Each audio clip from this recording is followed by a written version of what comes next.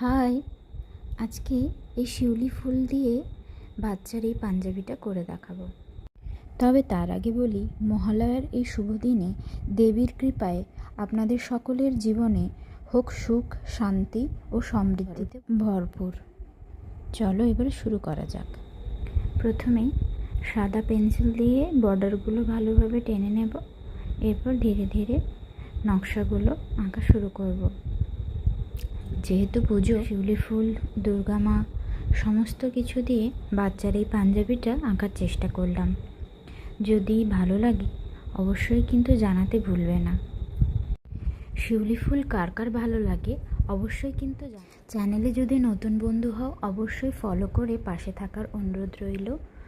আর মা দুর্গার আশীর্বাদে সকলের জীবন যাতে খুব ভালো কাটুক সেই শুভকামনাই রইল। দুর্গাপুজো সকলের খুব ভালো কাটুক।